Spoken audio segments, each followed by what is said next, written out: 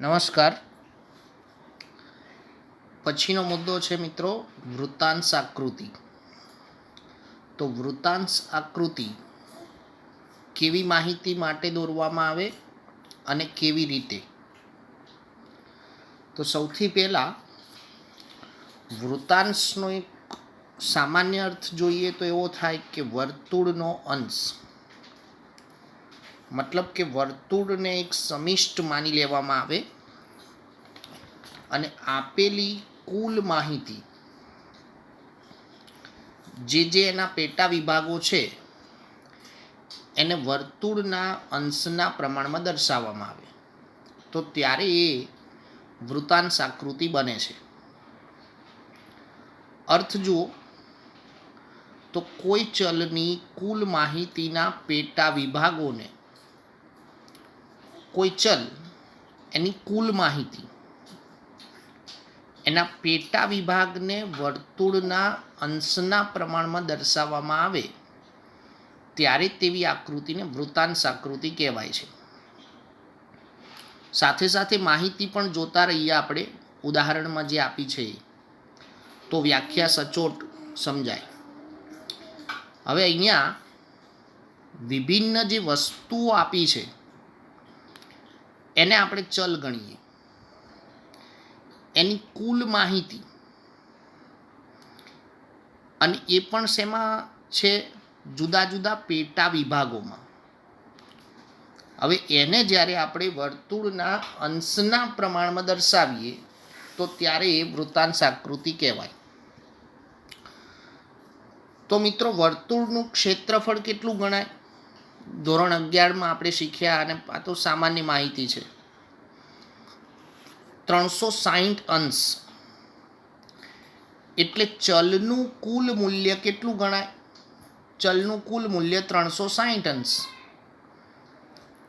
જો વર્તુળનું કુલ ક્ષેત્રફળ 360 હોય અને આપેલી માહિતીના પેટા વિભાગોને આપણે અંશના પ્રમાણમાં દર્શાવવાના છે તો ચલનું કુલ મૂલ્ય પણ કેટલું થાય? 360 અંશ. અને એના દ્વારા આપણે પેટા વિભાગોને દર્શાવવાના થાય.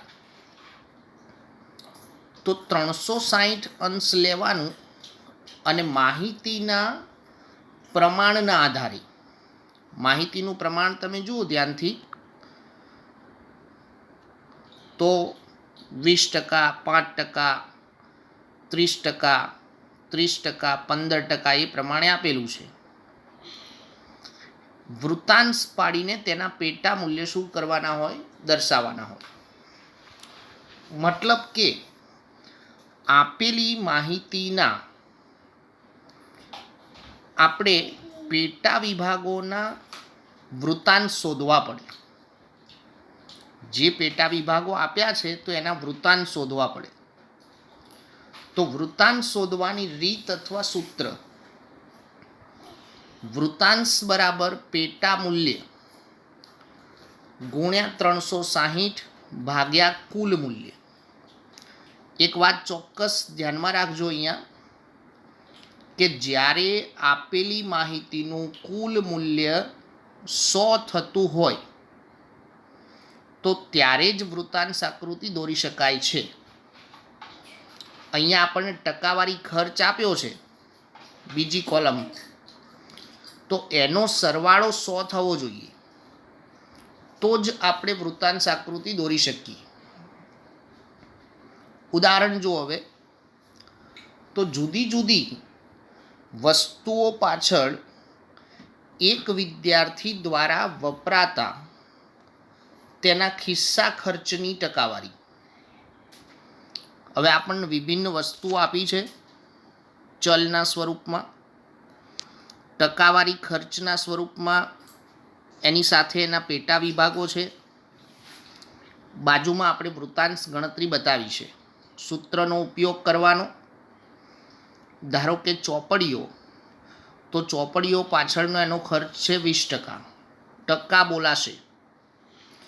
હવે એને આપણે વૃત્તાંશમાં ફેરવીએ તો 20 ગુણ્યા 360 છેદમાં 100 કેટલા અંશ મળ્યા? 72. તો 72 અંશ એવું આપણે લખીએ છીએ, એટલા માટે અલગ કોલમ બતાવી છે એની. પરીક્ષામાં પણ ખાસ આ બાબત ભૂલાય નહીં. બીજું છે સ્ટેશનરી 5%, તો 5 ગુણ્યા 360 છેદમાં 100, 18 અંશ મળ્યા. ફોન અને કમ્પ્યુટર ખર્ચ 30%, એ જ પ્રમાણે 30 ગુણ્યા 360 છેદમાં 100, 108 અંશ મળ્યા. નાસ્તો 30%, 30 ગુણ્યા 360 છેદમાં 100, 108 અંશ મળ્યા. કપડાં 15%, 15 ગુણ્યા 360 છેદમાં 100, 54 અંશ મળ્યા. હવે આપણી વૃત્તાંશ આકૃતિ સાચી છે કે નહીં એની ખાતરી કરી લેવાની. જે આપણે વૃત્તાંશ શોધ્યા દરેક પેટા વિભાગોના, તો એનો સરવાળો 360 થવો જોઈએ.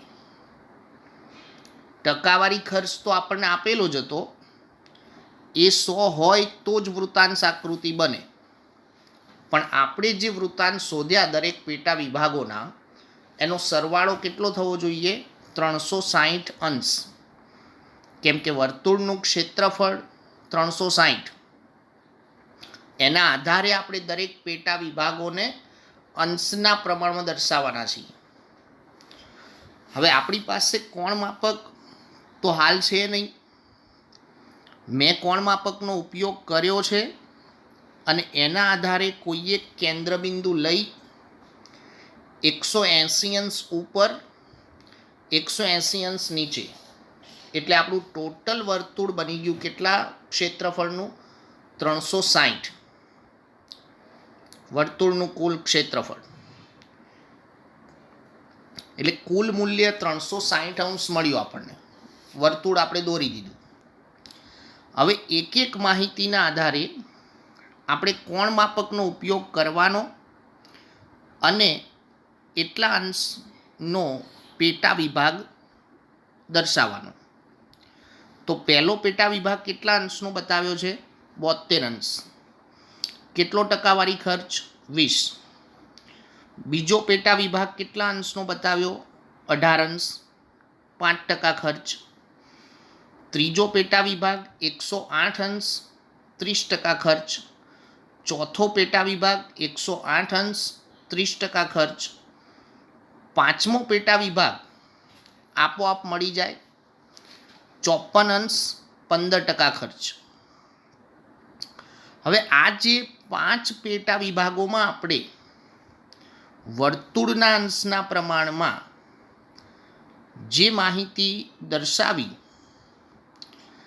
તેને જુદી જુદી સંજ્ઞા કે શેડ દ્વારા દર્શાવવાનું છે, જે બાજુમાં તમારે ઉલ્લેખ કરવો પડે, જેથી આપેલી માહિતી, આપેલી આંકડાકીય માહિતી કયા ખર્ચ માટેની છે એ વધુ સરળતાથી આપણે સમજી શકીએ.